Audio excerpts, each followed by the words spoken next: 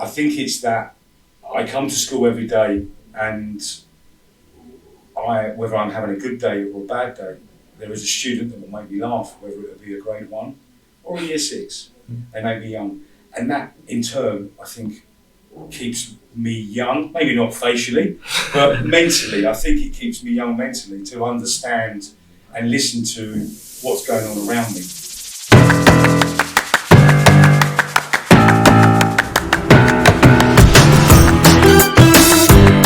If I mess up, and what if you mess up? I'm gonna mess up for sure. No. I'm gonna mess up.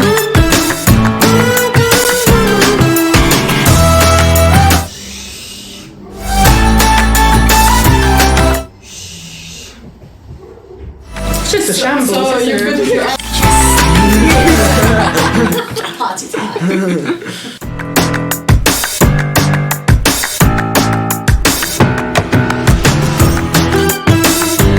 27 years, that's half my life.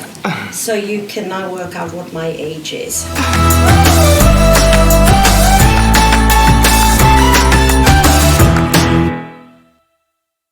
Hello and welcome everyone to the very first episode of Med High 30 Years of Legacy. Today, I'm your host John, and I'm excited to take you on a journey to the 3 decades of excellency, growth, and memories at Med High. This podcast is all about looking back at people's stories, moments that have made Med High what it is today. Over the next few episodes, we'll be sitting down with the educators, staff, alumni, and students who've been part of our journey to hear their stories and reflections. For our very first episode, we have a special guest. We all know him. He's our disciplinary officer who's been in the school for 16 years. Please welcome Mr. Steve. Thanks for having me. So, Mr. Steve, tell us a bit about yourself. I'm originally from England, London. Grew up in central London. Went on to be involved in logistics and sort of transportation of goods around the world. Then I changed my diversity and went towards coaching football and boxing in inner city schools in and around London. Oh wow. That's how I started off working with students and children in this area. So that's how you ended up coming to Med High? Yeah, originally yes, that's how I ended up coming to Med High, and that was through the PTA then. I knew what I did because I used to, when I first moved over, I was training people for boxing and keep fit. They brought me in and asked me if I would do a club at the school. And that was my introduction to Med High and the school itself and the people. I know for sure over the years the students have changed. I'm sure the way you approach students have changed as well. How has your way of approaching your job changed since you started? Oh, massively. Obviously, starting off originally, I didn't know anything. And so just by learning from people's personalities, you learn how to deal with everybody in a different way under the same rules. Alongside that, we look at the different cultures that have developed within our school throughout the years. Now, that obviously also is a different approach to everybody. I think patience has been the key in learning everybody, not try everybody's personality, but try to learn a bit about everybody, and you can help and deal with people a lot better, I think, when you try and understand them as a person rather than a number, I think.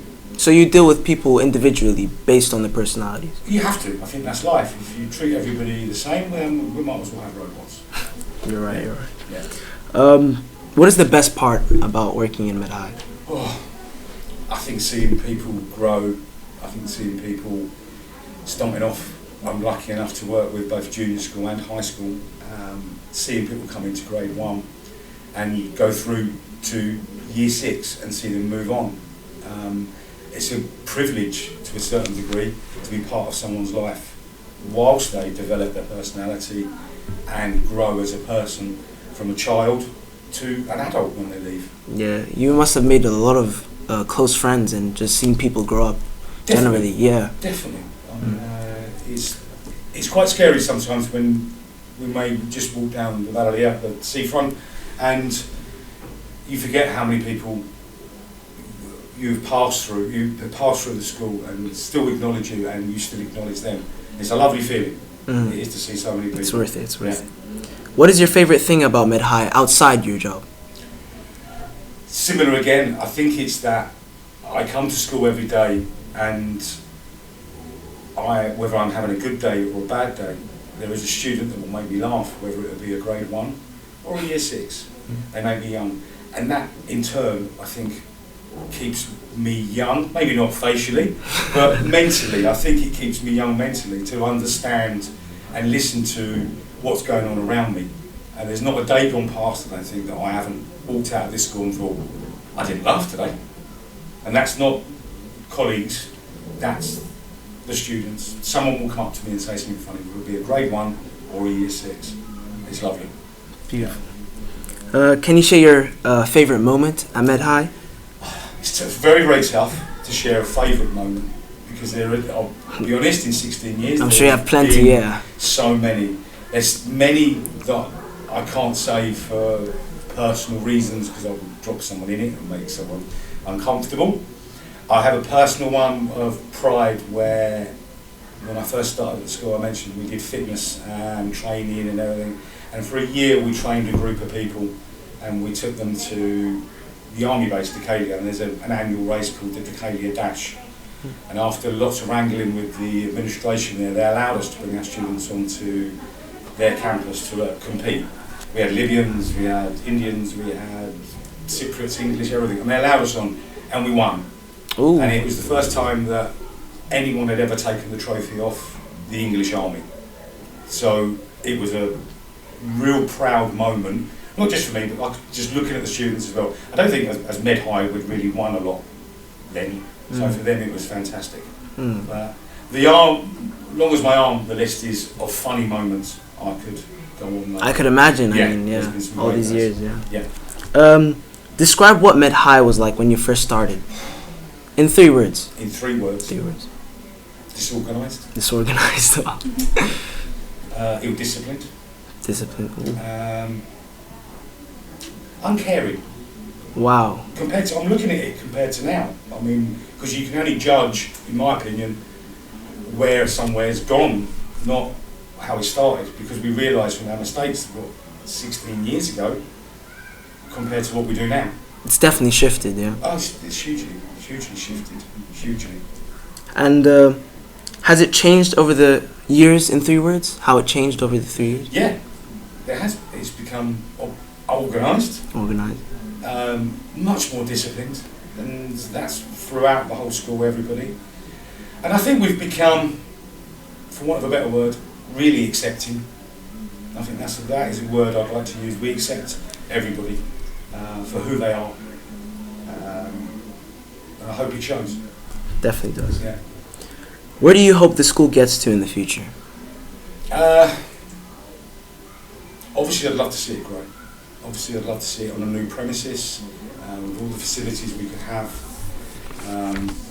and still enjoying this multicultural society that we have all through our front door every single morning. And, for want of a better word, almost a family effect and a family appeal to everybody. And that's not just the students. When we walk outside the gate, we know the parents as well, which is lovely. And I hope we grow to that stage where we're 5 times bigger, and with that, still that same ethos of everybody counts. Thank you so much. Pleasure. Thank you for being here, Mr. Steve. Thank you for watching with us. We hope to our listeners that you come watch the next episode, where our host would be Leticia, and you'll see who our special guest is going to be next time. Thank you for tuning in.